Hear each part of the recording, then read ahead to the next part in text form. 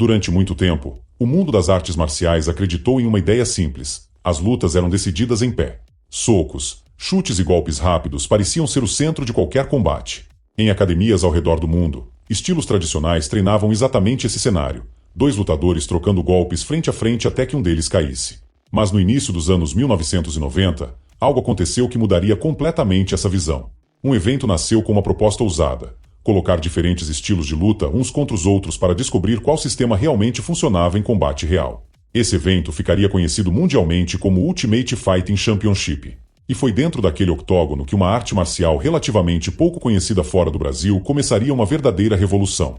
Um sistema que não dependia da força bruta, nem da potência de um soco devastador, mas sim de controle, estratégia e domínio do combate no chão. Essa arte marcial era o Jiu-Jitsu brasileiro. Mas afinal, como uma arte focada no chão conseguiu mudar completamente a forma como o mundo entende o combate? Hoje no mundo marcial é exatamente essa história que vamos explorar agora. Antes do surgimento do UFC, o universo das artes marciais era dividido em diferentes tradições. Cada sistema acreditava possuir as técnicas mais eficientes e a filosofia mais completa de combate. Academias ensinavam estilos como karatê, kung fu, taekwondo e boxe, e cada um deles tinha sua própria forma de treinar e competir. O problema era que quase nunca existia um ambiente real onde esses estilos pudessem se enfrentar de verdade. As competições aconteciam dentro de regras específicas de cada modalidade. Lutadores de boxe lutavam boxe. Praticantes de karatê competiam apenas entre si. Cada arte marcial permanecia dentro do seu próprio universo. Foi então que surgiu uma ideia radical para a época: criar um torneio onde diferentes estilos lutariam uns contra os outros para descobrir qual sistema realmente funcionava quando não havia regras rígidas protegendo cada técnica. Ninguém sabia exatamente o que esperar. Muitos acreditavam que estilos baseados em golpes fortes dominariam. Mas a história tomaria um rumo completamente inesperado. Quando o primeiro evento do UFC aconteceu em 1993, lutadores de diversos estilos entraram no octógono. Havia especialistas em trocação, lutadores de wrestling, praticantes de artes marciais tradicionais e competidores muito maiores fisicamente do que outros. Entre todos eles estava um lutador que, à primeira vista, não parecia intimidante. Ele não era o mais forte, nem o mais pesado. Seu físico era até modesto comparado ao de outros competidores. Mas ele carregava um conhecimento que poucos entendiam naquele momento. Seu nome era Royce Gracie. Representando a tradição da família Gracie, Royce trouxe para o torneio o Jiu-Jitsu brasileiro. E dentro do octógono, algo surpreendente começou a acontecer. Lutadores maiores e mais fortes eram levados ao chão, e uma vez ali, simplesmente não conseguiam escapar. Em vez de trocar golpes, Royce controlava os adversários, dominava suas posições e finalizava a luta com estrangulamentos ou chaves de articulação. O Jiu-Jitsu brasileiro é ao mesmo tempo simples e revolucionário. Em vez de depender da força física, ele utiliza alavancas, posicionamento estratégico e controle do corpo do adversário. Isso permite que um lutador menor consiga neutralizar alguém maior e mais forte, explorando princípios biomecânicos que transformam o próprio peso e movimento do oponente em desvantagem. Ao invés de enfrentar força com força, o praticante aprende a redirecionar energia, quebrar o equilíbrio e dominar a posição. Entre as ferramentas principais do Jiu-Jitsu brasileiro estão o controle de posição, os estrangulamentos e as chaves de articulação. Essas técnicas permitem dominar completamente um oponente, muitas vezes sem precisar de golpes devastadores. O objetivo não é simplesmente atacar, mas controlar cada movimento do adversário até que ele não tenha mais saída. No Jiu-Jitsu brasileiro, posições como a montada, a guarda e o controle lateral são consideradas verdadeiras plataformas estratégicas, onde o lutador pode administrar a luta com calma e precisão antes de buscar a finalização. Essa lógica muda completamente a maneira de enxergar uma luta. Enquanto muitos estilos priorizam o impacto e a velocidade dos golpes, o Jiu-Jitsu brasileiro trabalha com paciência, leitura do adversário e controle progressivo do combate. É uma arte marcial onde cada pequeno ajuste de posição pode decidir o resultado da luta. Quando Royce Gracie começou a vencer adversários no UFC, ficou claro para o mundo das artes marciais que algo importante estava sendo ignorado por muitos estilos. Uma luta pode mudar completamente quando vai para o chão.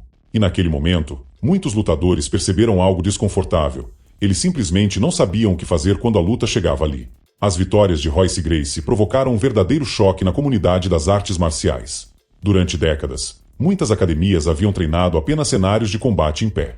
Golpes rápidos, combinações de socos e chutes, e técnicas de distância eram considerados o centro do combate. Mas o UFC mostrou algo que poucos estavam preparados para enfrentar. Uma luta real pode ir para o chão em segundos.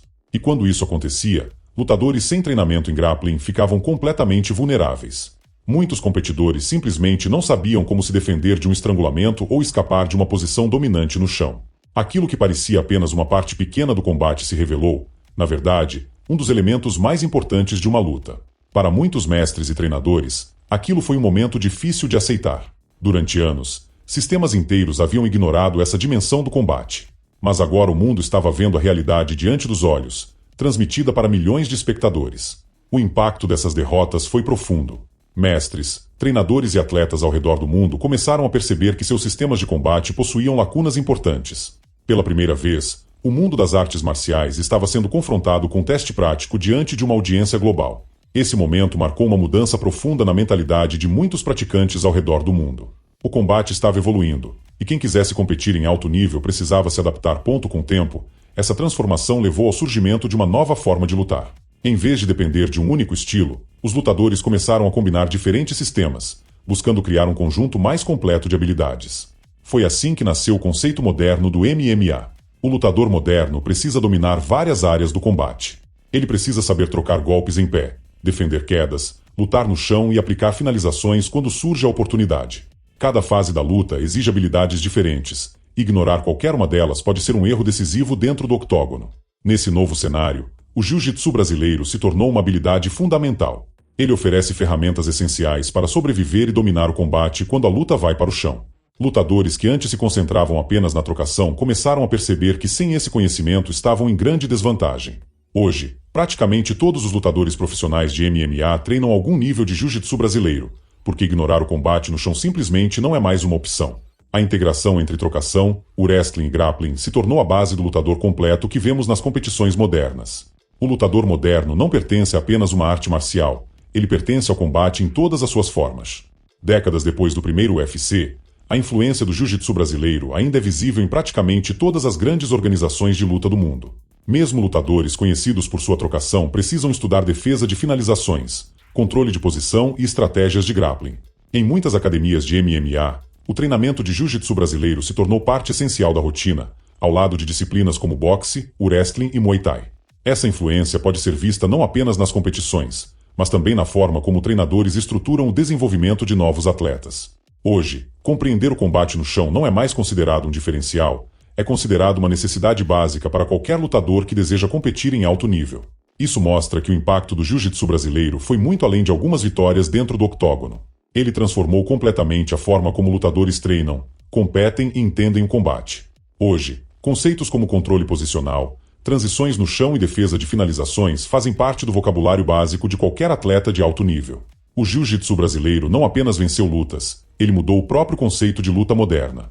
Ao mostrar que técnica, estratégia e conhecimento podem superar tamanho e força, essa arte marcial redefiniu para sempre o que significa estar realmente preparado para o combate. Talvez a maior lição deixada pelo jiu-jitsu brasileiro seja simples, mas poderosa. Em uma luta real, o cenário pode mudar em segundos. O combate pode começar em pé, mas terminar no chão. E quando isso acontece, técnica e estratégia podem superar força e tamanho. Foi exatamente isso que o jiu-jitsu brasileiro mostrou ao mundo. Uma arte marcial que nasceu no Brasil e que acabou influenciando todo o universo do combate moderno. Agora eu quero saber a sua opinião. Você acha que o jiu-jitsu brasileiro é a arte marcial mais importante para o combate moderno? Ou ainda existem estilos que podem competir com ele no cenário atual? Deixe seu comentário aqui embaixo. Curta o vídeo, compartilhe com outros fãs de artes marciais. E se inscreva no canal Mundo Marcial, porque aqui você vai descobrir as histórias mais fascinantes do universo das artes de combate. Até o próximo vídeo.